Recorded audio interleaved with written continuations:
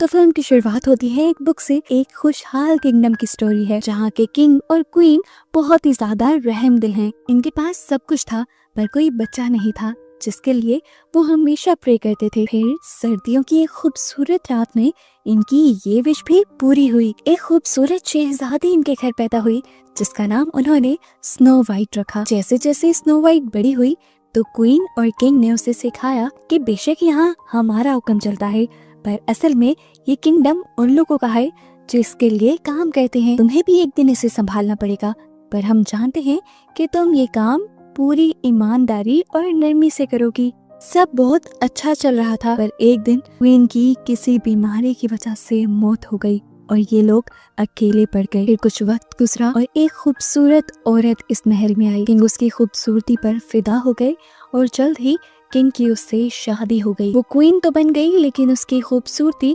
उसे इस किंगडम से और किंग से ज्यादा इम्पोर्टेंट थी। उसके पास एक जादुई आईना भी था जो सिर्फ सच बोलता था। ये इवल क्वीन हमेशा उससे सवाल करती थी, बोल आईने, इस दुनिया में सबसे खूबसूरत कौन है? जब वो उस क्वीन का नाम लेता था तो वो बेइंतहा खुश हो जाती थी। एक दिन इसी आईने के जरिए उसे पता चला कि उनके किंगडम पर हमला होने वाला है। इस जंग के लिए किंग अपनी आर्मी को लेकर तो निकल जाते हैं पर उस दिन के बाद किंग कभी लौट कर नहीं आए और ऐसे इस इवल क्वीन का राज और जुल्म बढ़ते चले गए। स्नो वाइट की हैसियत भी इस महल में एक काम करने वाली जितनी रह गई। सालों गुजर जाते हैं और लोग ये भी भूल जाते हैं कि उनकी स्नो वाइट नाम की कोई प्रिंसेस भी थी। इवल क्वीन की सख्तियों की वजह से किंगडम में बुराइयां फैलना शुरू हो जाती हैं और भूखमरी भी फैल जाती है। एक दिन जब स्नो वाइट कैसल की सफाई में बिजी थी तो वहाँ जोनाथन नाम का एक लड़का घुस आया। वो यहाँ से सामान चुरा रहा था।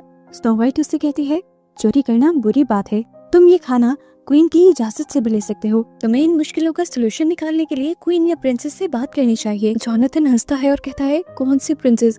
मुझे तो लगता है शायद वो जिंदा भी नहीं। अपने लिए ये जुमले सुनकर स्नो वाइट उदास हो गई। स्नो वाइट ने उससे कहा कि प्रिंसेस अभी भी जिंदा है और वो चाहती है अपने लोगों की मदद करना। जोनाथन ने कहा, उसने अभी तक कुछ किया तो नहीं। ये कहकर वो आलू लेकर यहाँ से चला गया। उसकी बातें स्नो वाइट के दिमाग में बैठ गई थी। उसने भी सोचा कि उसे अपने लोगों के लिए कुछ करना चाहिए। वो क्वीन से बात करने का सोचती है। वो इवल क्वीन को कहती है, आपको सबका ख्याल करना चाहिए, अपना माल लोगों को देना चाहिए ताकि उनकी मुश्किलें आसान हो। मुझे याद है डैड ने यही सब मुझे सिखाया था। हम हर साल एक खास दिन पर सब मिलकर एप्पल पाइस बनाकर लोगों में बांटते थे।